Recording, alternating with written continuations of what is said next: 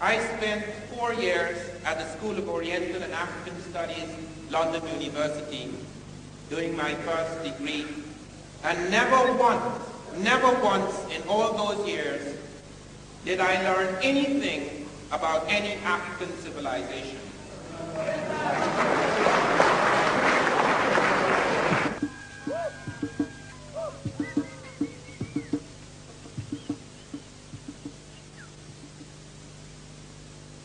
Anthropology has for a long time had a love affair with the primitive. And the great interest, almost exclusive interest, has been on that little man living on the edge of the world. And I know about that little man because I'm a primitive.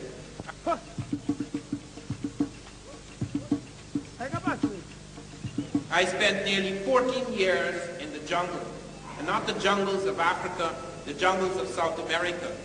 I was born in Georgetown, but I spent a great part of my boyhood in the jungle. I lived therefore on the periphery of the South American civilization. I was 3/4 African and about 1/4 Makusi Indian. I could not for a moment think that to do an ethnography of the Makusi Indian, a little primitive tribe on the edge of the world, I would be giving any vision whatsoever of South American civilization. I little knew then that behind me lay Machu Picchu, a city carved out of sheer rock, calling for the engineering ingenuity unparalleled in Europe at the time. I little knew that the Makusi had cousins with the Mexicans, and I'm not talking about shrunken Mexico of today. I'm talking about Mexico when it was the center and core of Native American civilization. And Columbus himself never saw that Mexico. Columbus wandered on the edge or periphery of America. Columbus, in fact, never once set his foot on the American continent. Even within recent history, the recent recorded history of the world, of the Americas, of Africa, we are faced with massive delusions. And the object of this conference here, the mission of the scholars who have come to this conference, is to put an end, at least the beginning of an end, to this madness.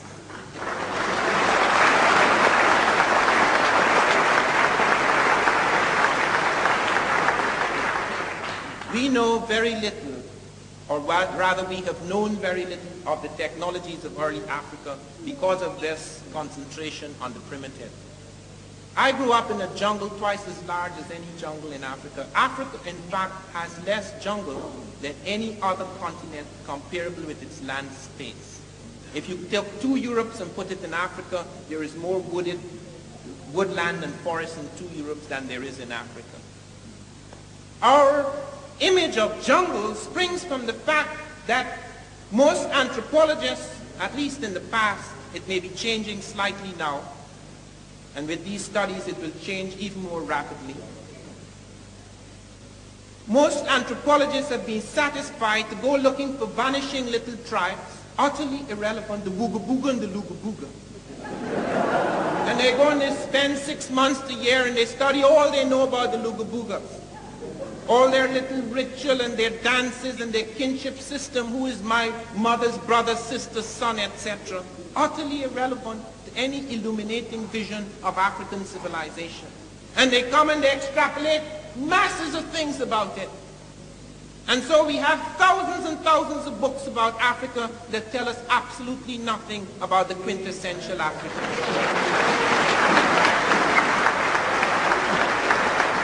This has been the case for at least 5 centuries. It is only within the last 5 years that we have had discoveries that make us aware of what is happening in Africa. Only within the last few years, 5 to 15 years. Only a few men have come forward and have given us this vision. Because even many of our so-called African scholars are so Europeanized that they merely repeat and echo what they have discovered. And I'm not using the word Europeanized in a racial sense. I too, like Sheikh Anta Diop, can claim perhaps with even more justification, that I have not a racist streak in my being. I am saying this because it is true. And I'm saying it because I believe in what I call the Eurocentric and Afrocentric visions. It has nothing to do with color or skin. It's a state of mind. It's a state of consciousness. It is just a tragedy and a truth that most people who have Eurocentric consciousness happen to be white. But this is also true of a great many of our blacks.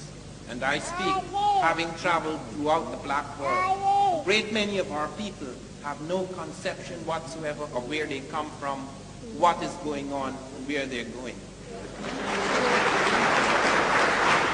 And I have heard many of my people say, we have to start from scratch. Let us admit we did nothing. Even in the tongue-in-cheek poetry of Césaire, though Césaire is a great poet and he never meant it in that sense, we who explored nothing, we who invented nothing.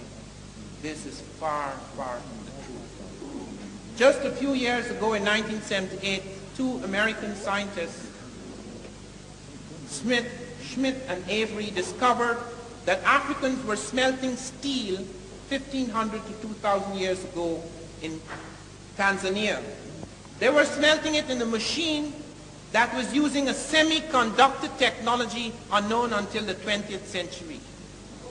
They were making steel at 1,850 degrees centigrade. No machine, no iron smelting machine in Europe or anywhere else had achieved those temperatures. The highest recorded in Europe was about 1,620 degrees centigrade in a second century furnace, Roman draft furnace.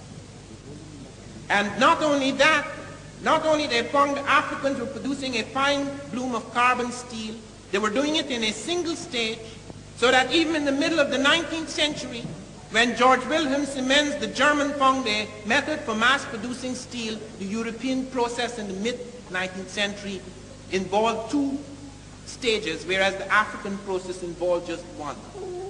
They were using iron crystallization process in order to produce that steel. And they were doing it not only more efficiently, not only were they producing a finer bloom of steel, but they were doing it using less fuel. The Africans were forced very early into fuel-saving technology. These things have only recently come to light, and they have changed our understanding of what really happened in the ancient world.